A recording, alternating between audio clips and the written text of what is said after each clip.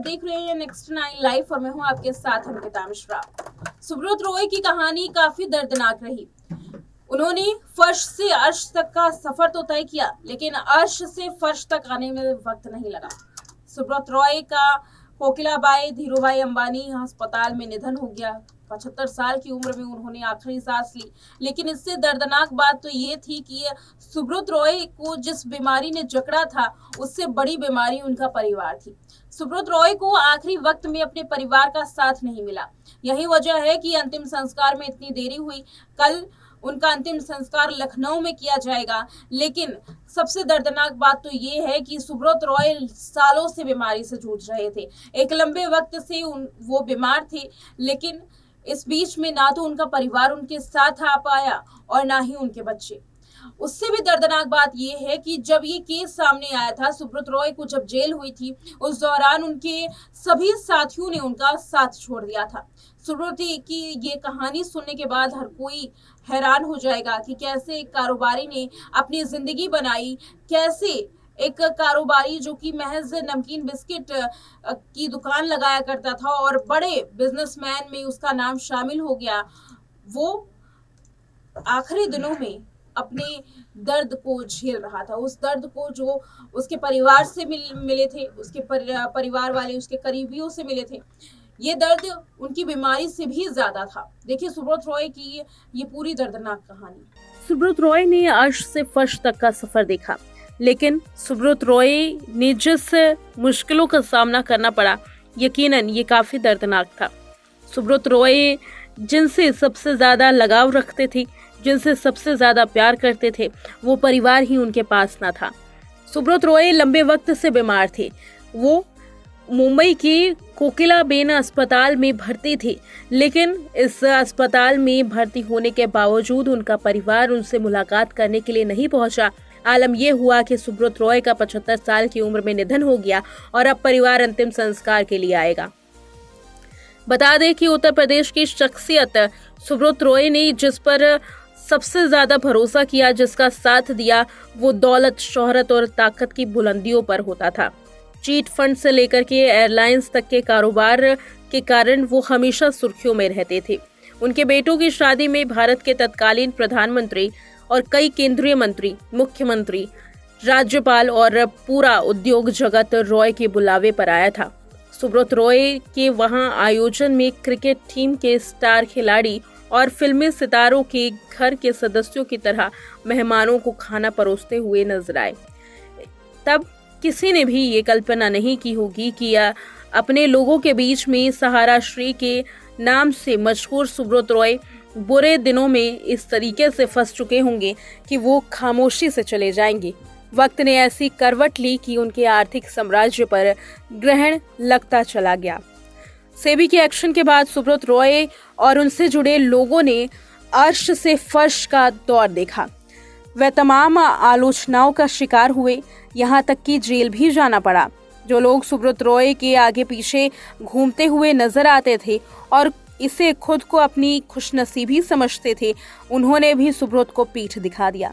सुब्रत रॉय के साथ उन सब ने धोखा किया जिन पर सुब्रत भरोसा करते थे। उन लोगों ने तब सुब्रत का साथ छोड़ा जब उन पर केस चल रहा था। वो घिरते गए, लेकिन काफी मशक्कत के बाद जेल से बाहर निकले। लेकिन समय यही नहीं बदला, किसी ने भी उनका साथ नहीं दिया। वर्तमान में सेबी के पास सहारा का 25,000 करोड़ रुपए का आज भी निवेश है। सहारा ने निवेशकों को पैसा लौटाने के लिए पोर्टल भी शुरू किया है। सहारा की ओर से हमेशा ये दावा किया जाता रहा कि उनके साथ गलत हुआ है। सुब्रत रॉय ने इसके खिलाफ आवाज भी उठाई थी, बयान भी दिए थे, लेकिन सहारा को फिर से बुलंदी तक पहुंचाने का जो सपना सुब्रत ने देखा था, वो सपना महज सपना रह गया और जितने बड़े वो शोमैन थे, उतनी ही खामोशी के साथ वो चले गए। वहीं अब लोगों की नज़र इस बात पर टिकी हुई है कि सहारा श्री के जाने के बाद इतने बड़े समूह का आखिर होगा क्या? क्या ये ग्रुप अपनी पतन की गहराइयों में चला जाएगा या फिर से उठकर खड़ा होगा? ये सवाल इसलिए भी बन रहा है क्योंकि मीडिया रिपोर्ट्स की माने तो सुब्रत रॉय की पत्नी स्वप्ना रॉय, बेटे शांतनु और काफ़ी लंबे वक्त से भारतीय नागरिकता को छोड़ करके बाहर मैसेडोनिया में रहने वाला परिवार भारत में अब नहीं रहता। मैसेडोनिया की नागरिकता उनकी पत्नी और उनके बेटे सुशांतो ने ली हुई है, जिसकी वजह से वो अब भारत में नहीं रहते हैं। उन्होंने ये नागरिकता भारतीय कानून से बचने के लिए ली थी। सुब्रत रॉय के खिलाफ निवेशकों का धन ना लौटाने को लेकर कई मामले चल रहे थे। ऐसे में उनके परिवार के सदस्यों ने दूसरे देश की नागरिकता को लेकर के खुद को भारतीय कानून से दूर रखने की कोशिश की। मैसेडोनिया दक्षिण पूर्वीय यूरोप में स्थित एक देश है। ये देश निवेश के लिए लोगों को नागरिकता आसानी से देता है। रिपोर्ट्स की माने तो कोई भी नागरिक जो मैसेडोनिया की नागरिकता लेना चाहता है, उसे बस 4 लाख यूरो का निवेश करना होगा, 10 स्थानीय लोगों को नौकरी देनी होगी और मैसेडोनिया में उसकी नागरिकता पक्की हो जाएगी। इसके अलावा जो विदेशी मैसेडोनिया के रियल एस्टेट में 40,000 यूरो से अधिक का निवेश करता है, उसे 1 साल तक रहने का अधिकार भी दिया जाता है। मैसेडोनिया एक ऐसा शहर है जो बेरोजगारी की दर को कम करने के लिए ऐसा कर रहा है। मैसेडोनिया में बेरोजगारों की संख्या काफ़ी अधिक है। रिपोर्ट्स की मानो तो सुब्रत रॉय सहारा के मैसेडोनिया के साथ अच्छे संबंध थे। वह कई बार मैसेडोनिया के राजकीय अतिथि भी रह चुके हैं।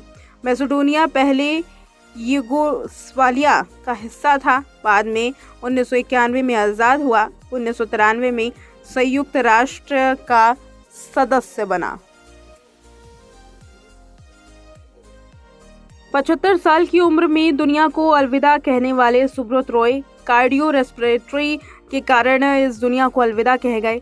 बता दें कि पिछले कई सालों से उनके परिवार देश छोड़कर के विदेश में रहते थे। वहीं अब कहा यह जा रहा है कि उनका पार्थिव शरीर लखनऊ लाया जाएगा, जहां उनका अंतिम संस्कार होगा। इस मौके पर कई बड़े नेता, कारोबारी, खिलाड़ी के चर्चे हैं कि वो पहुंच सकते हैं। सुब्रत रॉय को लोग यूपी का शोमैन भी कहा जाता था। लोग उनको यूपी के शोमैन के नाम से जानते थे। वो शोमैन जो कि सियासत से लेकर के बॉलीवुड तक अपने परचम को लहराने के लिए काफ़ी मशहूर था और साथ ही व्यावसायिक जगत में उसका बड़ा नाम था। आज सुब्रत रॉय तो नहीं है, लेकिन अब सवाल ये उठता है कि उनके पीछे जो छोड़ी गई संपत्ति है उसका क्या होगा और कैसे उन संपत्तियों का बंटवारा किया जाएगा। बता दें कि बुलंदी की शोर में रहने वाले सुब्रत रॉय एक केस की वजह से हमेशा के लिए गुमनाम हो गए थे। हालांकि असल मायनों में वो केस किसने करवाया था, इसके बारे में किसी को कोई भी अंदाज़ा नहीं है, लेकिन कहा यह जाता है कि किसी प्रतिद्वंदी ने अपना नाम बदलकर वो केस करवाया, जिसमें सुब्रत रॉय फंसते चले गए और कभी भी उस केस से बाहर ना निकल सके। देखा कि कैसे सुब्रत रॉय का अंत हुआ। इस दुनिया को उन्होंने अलविदा कह दिया है और अब परिवार वालों के जो चर्चे हैं वो हो रहे हैं। सुब्रत की जिंदगी कुछ इस तरीके से बीती कि जेल के सलाखों के पीछे गए, बड़ी मुश्किल से जेल से उन्हें बेल मिली और उसके बाद जो कंपनी उन्होंने खड़ी की थी, जो बिजनेस उन्होंने खड़ा किया था, वो बिजनेस भी पूरी तरीके से ठप होने के कगार पर पहुंच गया। हालांकि अभी भी कई होटल सुब्रत रॉय के हैं, लेकिन जो भरोसा पहले सहारा पर दिखाया जाता था, उस भरोसे में थोड़ी सी नींव हिल चुकी थी। जब ये केस सामने आया तो कई लोगों ने सहारा का साथ छोड़ दिया। कई लोग जो सहारा से जुड़े हुए थे, उन्होंने सहारा को पसंद नहीं किया, बल्कि सहारा की जगह कोई दूसरी जो विकल्प थे उसको चुनना ही सही माना। यही वजह रही कि सुब्रत रॉय की जो कहानी है उसमें एक मोड़ आया, उनके बिजनेस में मोड़ आया और एक वक्त ऐसा था जब सुब्रत रॉय माली हालत से काफ़ी ज़्यादा परेशान थे। फिलहाल सुब्रत रॉय को इस वक्त सभी याद कर रहे हैं और सबसे ज़्यादा उत्तर प्रदेश में उन्होंने जो एक अलग छाप छोड़ी। उन्होंने अपने व्यवसाय से उत्तर प्रदेश में भी एक अलग जो रिश्ता बनाया था, सियासत से लेकर के ज़मीनी स्तर तक, ज़मीनी लोग तक जिनको नौकरियां सुब्रत रॉय की कंपनीज में मिलती थी, उनके व्यवसाय में मिलती थी, वो भी आज सुब्रत रॉय को याद कर रही हैं और साथ ही सहारा को भी। फिलहाल इस प्रोग्राम में इतना ही। देखते रहे नेक्स्ट 9 लाइव।